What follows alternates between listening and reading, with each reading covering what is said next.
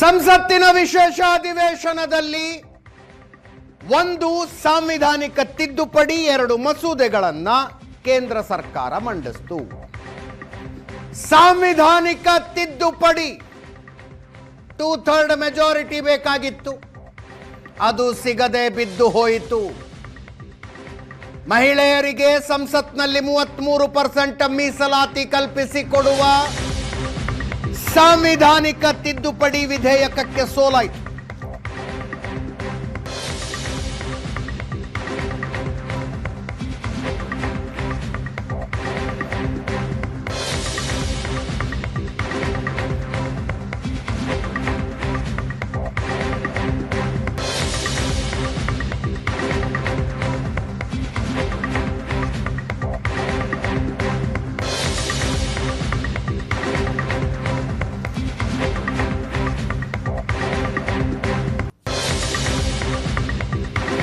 ಭಾರೀ ನಿರೀಕ್ಷೆ ಹುಟ್ಟಿಸಿದ್ದ ಮಹಿಳಾ ಮೀಸಲು ವಿಧೇಯಕ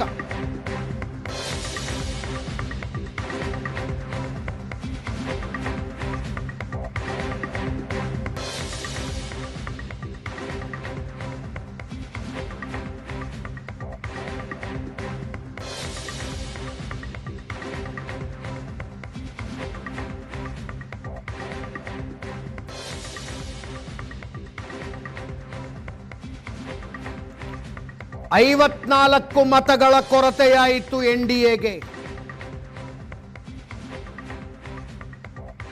ಆ ನಂತರ ಕೇಂದ್ರ ಸರ್ಕಾರ ಕ್ಷೇತ್ರ ಪುನರ್ವಿಂಗಡಣೆ ಮಸೂದೆಯನ್ನ ವಾಪಸ್ ಪಡೀತು.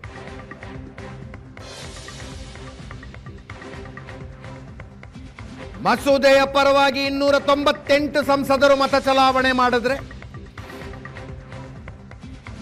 ಅದರ ವಿರುದ್ಧ 230 ಸಂಸದರ ಮತ ಚಲಾವಣೆ ಮಾಡಿದ್ರು.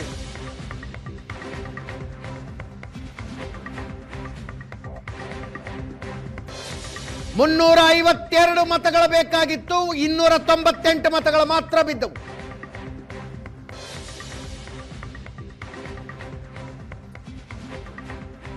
ಇದನ್ನೊಂದು ಅಸ್ತ್ರವಾಗಿಸಿಕೊಳ್ಳುವ ಲೆಕ್ಕಾಚಾರದಲ್ಲಿ ಬಿಜೆಪಿ ಇದೆ.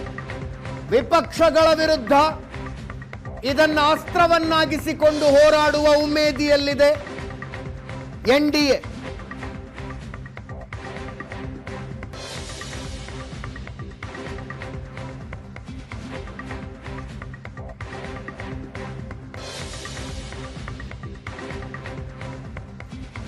ಮಹಿಳಾ ಮತದಾರರ ಬಳಿಗೆ ಹೋಗಿ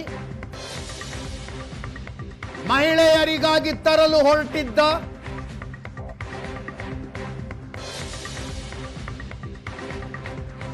ದೊಡ್ಡ ಬದಲಾವಣೆಯೊಂದನ್ನ ವಿಪಕ್ಷಗಳು ಸೋಲಿಸಿದವು ಅಂತ ಹೇಳಿಕೊಂಡು ಬರುವ ಲೆಕ್ಕಾಚಾರದಲ್ಲಿ ಎನ್ಡಿಎ ಇದೆ.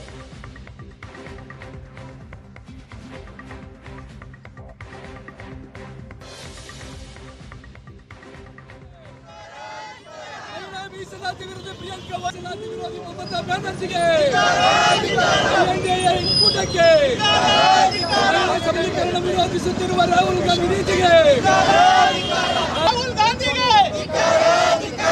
ಮಹಿಳಾ ವಿರೋಧಿ ರಾಹುಲ್ ಗಾಂಧಿಗೆ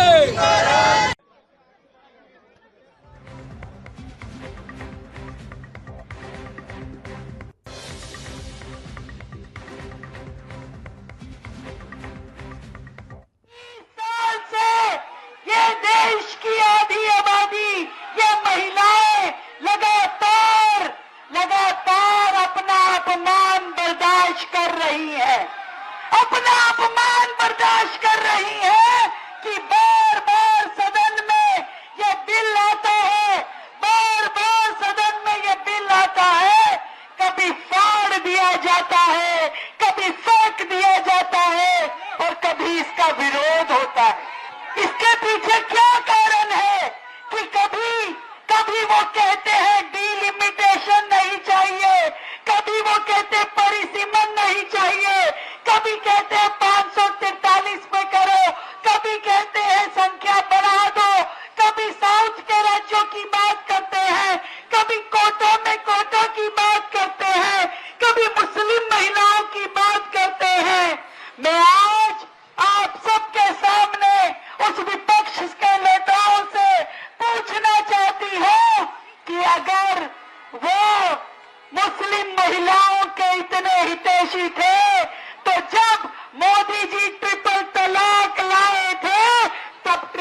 हालात का विरोध क्यों किया था? का अपमान नहीं सहेगा हिंदुस्तान। राहुल गांधी डूब मरो, राहुल गांधी शर्म करो।